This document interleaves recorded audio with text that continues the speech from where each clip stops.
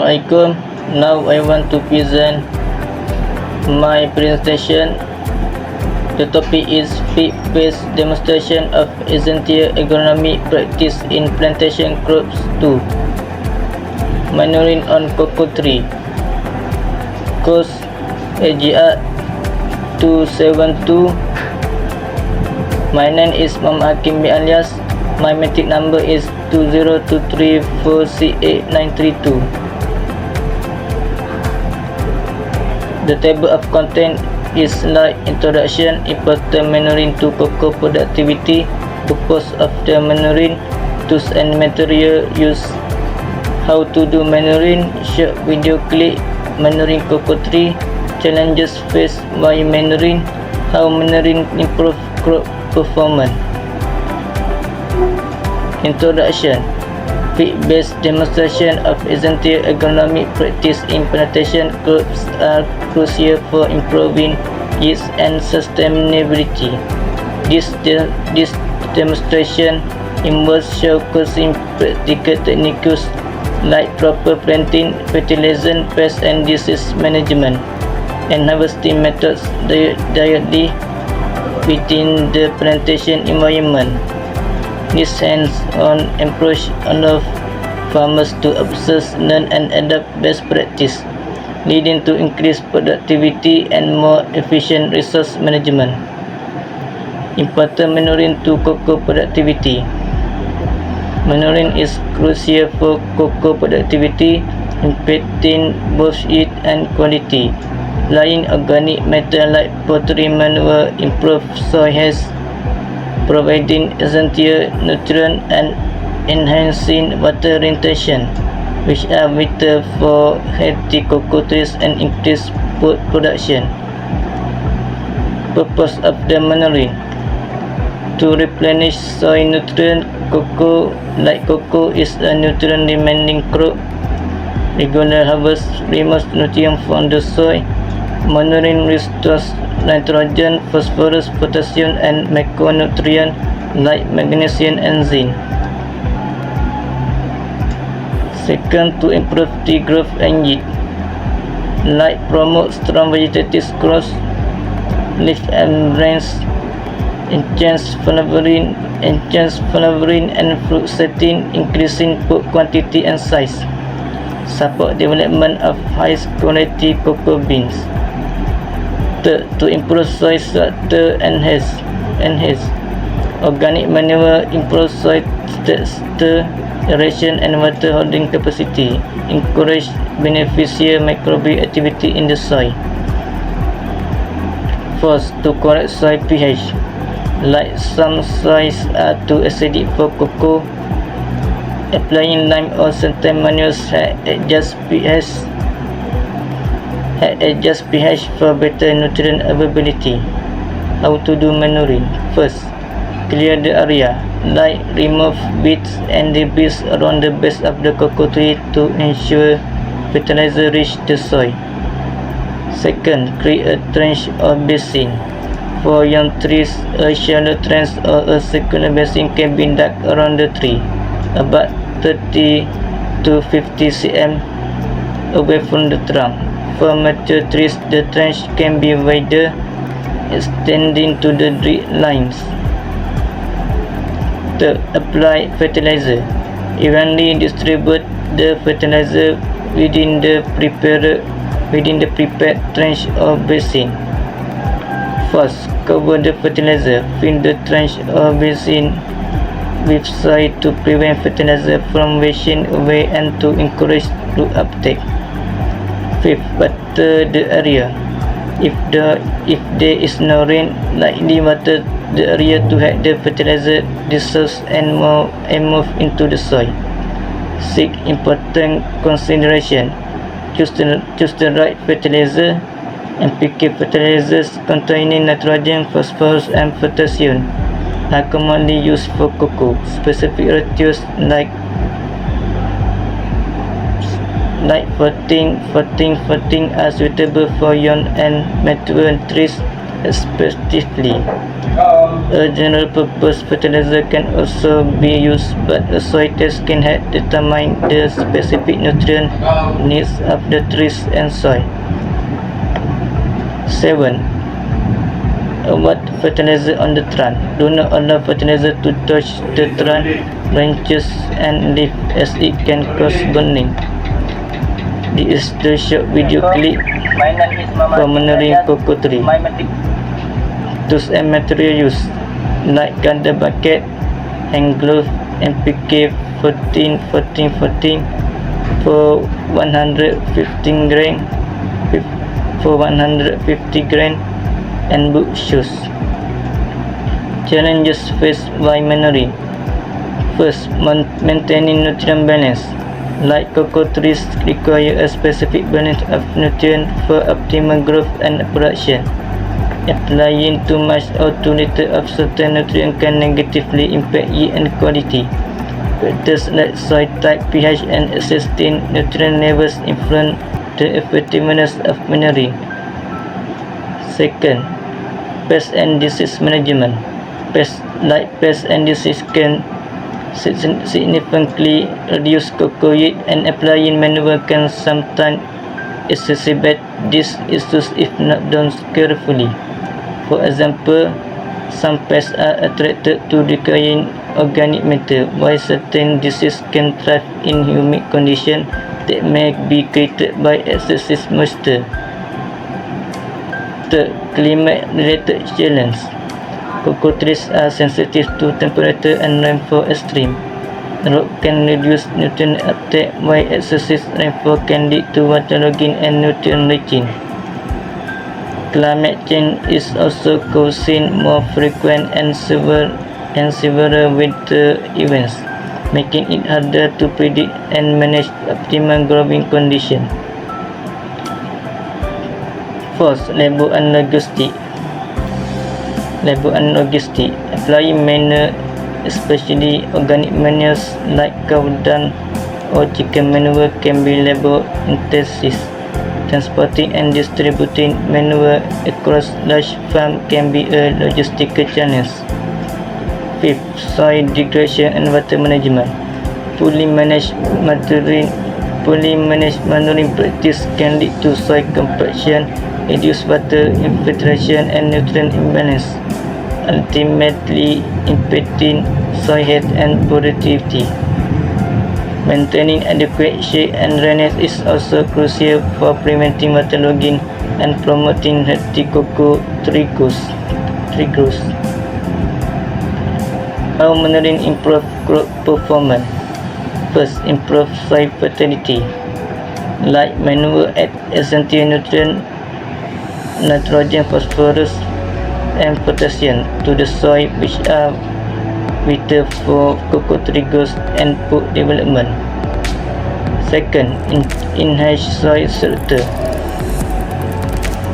Like organic matter in manure, improve soil structure, increasing water retention and aeration, which are crucial for healthy root development and nutrient uptake. Third, increase nutrient availability. Like manure help in releasing nutrients slowly and steadily into the soil, making them available to the cocoa trees for a longer period. Fourth, reduce soil erosion. Manure application can help bind soil particles together, reducing the risk of soil erosion and maintaining soil health. Fifth, improve microbial activity. Like manure enhance the activity of beneficial soil microbes, which play a crucial role in nutrient cycling and plant health. 6. Boosted cocoa yield. By improving soil condition and nutrient supply, manuring ultimately leads to increased cocoa pod production and bean yields. Thank you. Assalamualaikum, my name is Wan Adam Mukris bin Wangah, and I want to present about field-based demonstration of essential agronomic practices in plantation crop. My matric number is 2023621006, and course code AGR272.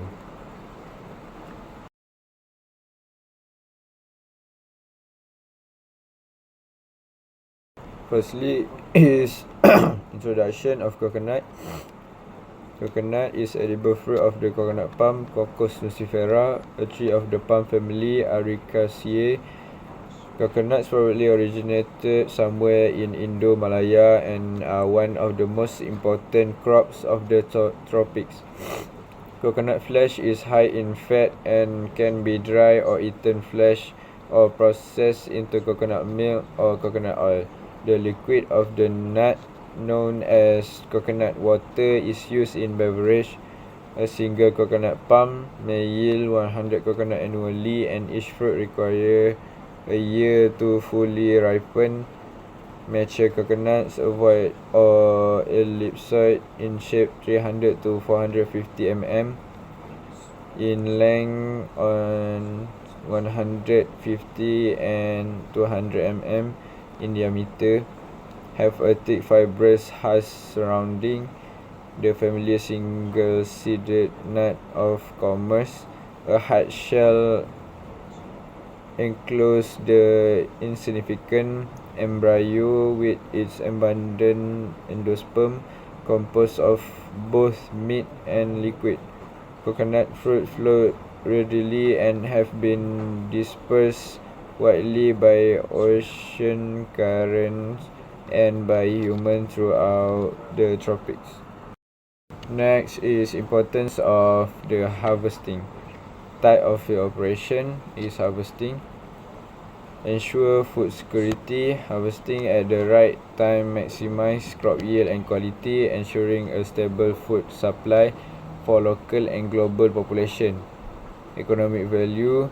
Proper harvesting leads to a high quality produce, which can command better market price, boosting farmers' income and supporting the agricultural economy. Maintains nutritional quality. Timely harvesting preserve the nutritional content of crops, making them healthier for consumer and suitable for long-term storage or processing. Number 4 is prevent loss. Delays or improper techniques can lead to spoilage, pest attack or weather damage. Efficient harvesting minimize this post-harvest loss. After that is introduction of harvesting. Harvesting is the process of collecting mature crops or natural resource from the land once they are ready for use or sale. Harvesting time. Young coconut harvest at 6 to 7 months for drinking purpose. Mature coconut harvest at 10 to 12 months for copra oil and industrial use. Seed nut collected at 12 months or older for planting. Harvesting frequency. Every 30 to 45 days for dwarf variety due to continuous fruiting. Every 45 to 60 days for tall variety depending on yield and maturity. More frequent harvesting for hybrid variety due to higher productivity. The purpose of harvesting is to use them for food, income, and many useful products. Young coconuts give fresh water to drink, while mature coconut have white meat that is used for cooking and making coconut oil. Coconut oil is used in food, soap, and beauty products. The outer part of the coconut, called the husk, can be used to make ropes, mats, and brushes. The hard shell is also used for craft or to make charcoal. Harvesting coconut at the right time also help farmers grow new trees and prevent waste or damage from coconut falling to the ground in many tropical countries. Coconut are an important crop that support both families and the local economy. The tool I use is pole. Next is step of harvesting. I use tool-based method. Firstly, tool that we need to harvest the coconut tree is pole, like in the picture. And next, we need to plow the bunch to harvest the coconut fruit. After that, I use the traditional method. Firstly, twist the fruit to make it break from bunch, and next pull the fruit from the bunch to harvest. This is the Assalamualaikum, my name is Wan Adam Mukris bin Wanga from class 80104F. This is Want to show you how to demonstrate how to harvest the video of coconut tree. of how to harvest the coconut tree. This is the video of demonstration of how to harvest the coconut tree. This is the video of demonstration of how to harvest the coconut tree. This is the video of demonstration of how to harvest the coconut tree. Here's a coconut fruit. Video of demonstration. Next, we're gonna do a hand pulling harvest. The video of demonstration of how to harvest the coconut tree.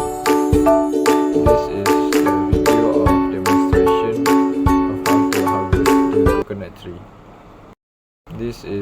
Then is challenge phase. Harvesting coconut can be difficult and sometimes dangerous. One major challenge is the height of the tree, as coconut grow high up and workers must climb tall, slippery trunks or use long poles, which can be risky. In some places, there is a shortage of skilled climbers, making it hard to harvest regularly. Weather is another problem. Strong winds or rain can make harvesting unsafe or damage the coconut. Also, if coconuts are not picked at the right time, they may fall and spoil, causing waste. In some areas, wild animals or pests may also damage the fruit before they can be collected. This challenge makes it important to use safe and efficient harvesting method. Lastly is how harvesting can improve crop productivity. Promote continuous flowering and fruiting. Regular harvesting stimulates the palm to continue its reproductive cycle. Reduce resource competition. Mature coconut draw a lot of water and nutrients. Prevent pest and disease problem. Timely harvesting prevent build-up of pests that could weaken the tree or reduce future yield. Eases farm management, scheduling of farm labor and transport efficiency. The lesson that I learned from this project is about timing is everything, because early or late harvesting can reduce nut quality, oil content or water sweetness. Timeliness maximize both yield and value. I learned new skill of how to use pole for harvesting coconut. I need to improvise the tool like glove that are not used in this project.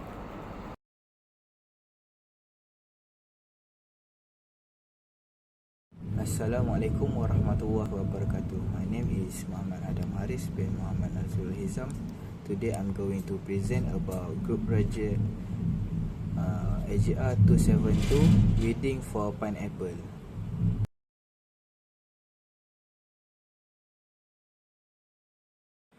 First, I'm going to start with the overview. Pineapple, aka Ananas commosus, originate in South America and is now widely cultivated across tropical, subtropical region globally.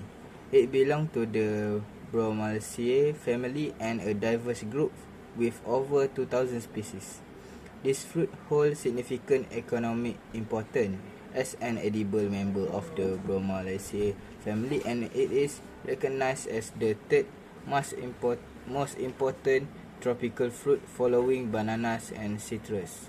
Globally, pineapple production contributes over 20% to the world total tropical fruit output.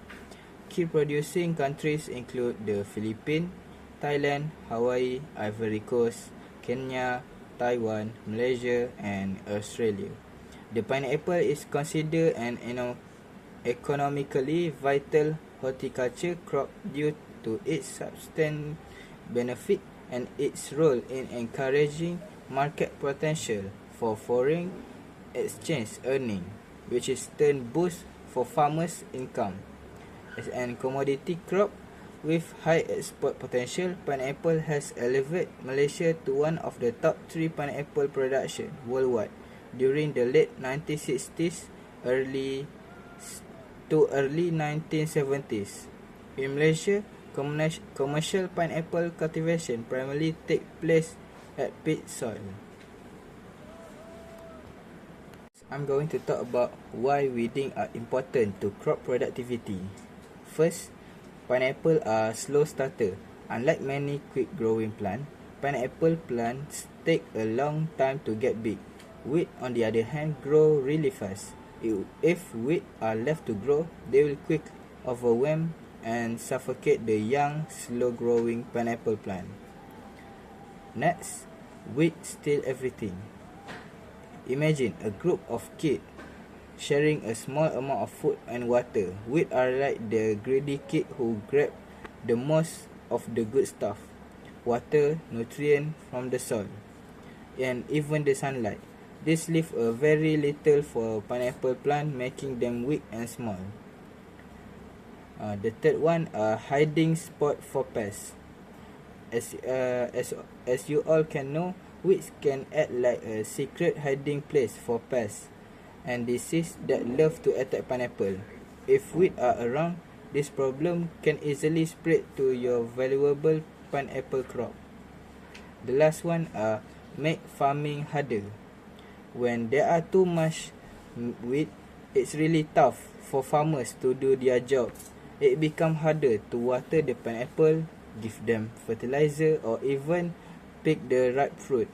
This makes the work more expensive and takes more time. Now, let's move on to the introduction of weeding. Weeding is removing an unwanted element from a specific area or collection. In gardening or agriculture, this literally involves pulling out the weed and undesirable plant that compete with cultivated crop for a vital resources. Beyond the literal, weeding is also used figuratively to describe the process of discarding inferior or undesirable item from a group, like when company weeds out unqualified job application or a library weeds its collection of books. Ultimately, whether it's literal plant or metaphorical cutter, weeding is about improving the overall quality or efficiency by eliminating what's unneeded or detrimental. The primary purpose of weeding in the pineapple cultivation is to eliminate or control unwanted plant, thereby maximizing the crop growth, yield and quality by significantly reduce competition for essential resources like water, nutrient and sunlight and space. By ensuring these resources are fully available to the pineapple plant, weeding promotes stronger, healthy growth, leading to larger, more numerous and higher quality fruit, ultimately increasing overall yield and farmer profit. Furthermore, weeding prevent pests and disease from harboring in weed shelter, thus reducing their spread and harm to the pineapple crop. It also greatly facilitates various farm operations such as fertilization, irrigation, pest and disease control, and harvesting, making them more efficient. Finally, a well-weeded field enhances land value and contributes to a cleaner, more organized appearance, and underscoring that weeding is a fundamental practice for creating an optimal growing environment for pineapple to achieve their full productivity potential. Now I will talk about weeding method. Weeding in pineapple farm can be done in a different way depending on the size of the farm and available resource. For example, the normal manual weeding. This means remove weed by hand or using simple tool. It's common in a small farm or around young plant. The tool we are using are hand hose or hand trowel to dig out the weed, spade and fork for digging out the big weed, machete to clear thick or tall weed, glove to protect hand, bag or wheelbarrow to collect the weed. Okay, now I will talk about the step by step for the operation. The first one are manual weeding by hoe. First, we have to take the tool called the hoe to perform the work. Next, we have to hoe the weed that weed infest until the ground clear from the weed. The second method of the manual weeding are by using the hand.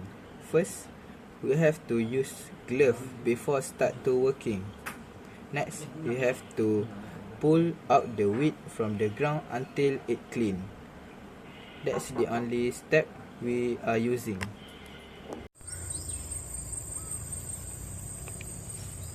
Hi, Assalamualaikum warahmatullahi wabarakatuh.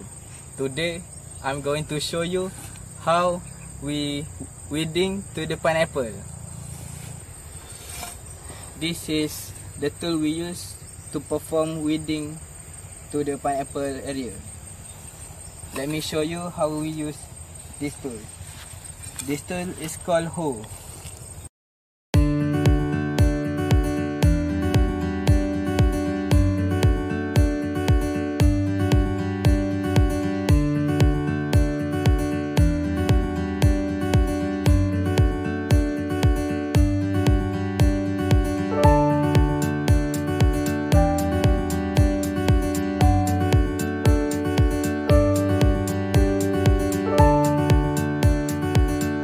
Show you how we use a hand to do a weeding process. This is called hand weeding.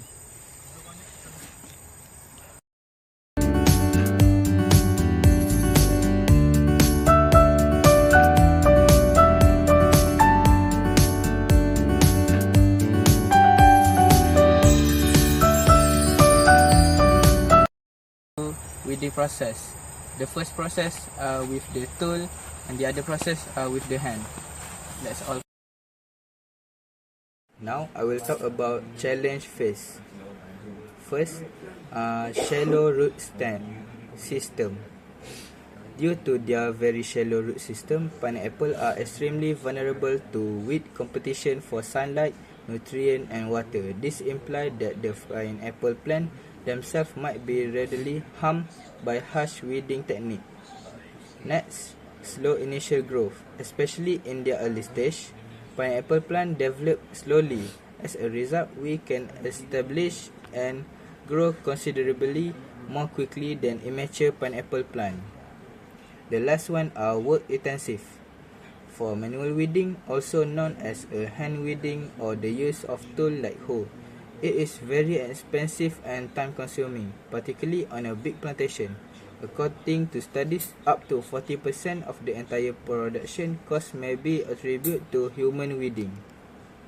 I will talk about weeding can improve crop productivity.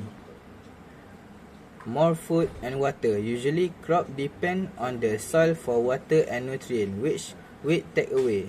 Eliminating weed give the crop across to all the nutrient and water they need to grow larger and more robust. Next, less pests and disease. Certain weed may harbor disease that might infect crop or draw dangerous insect. These risks are decreased when weeds are removed, maintaining the health of the crop. The third one are more sunshine and better air. An excessive number of weeds can obstruct sunlight and decrease airflow around your crop. In addition, to improve plant health and prevent some illness, removing them allows to more sun, more light and air to enter the space. The last one are cleaner harvest. When weed contaminate your harvest crop, they might become less clean or more difficult to process. Weeding guarantees a pure, superior harvest. The lesson I learned that I need to keep what to discard. Weeding is not only about removing weed, it's also about making choice. You need to know which plants are desirable or which is not. This highlights the crucial skill of discernment, knowing what to nurture or what to eliminate in our life, project or relationship to foster healthy growth. Lastly, I will talk about the new knowledge. The new knowledge I got are nature resilient and our role. No matter how much you weed, nature will always try to fill the empty space. This teaches us about the continuous cycle of growth and the ongoing need for stewardship. We are not just removing, we are actively cultivating the condition for desired growth.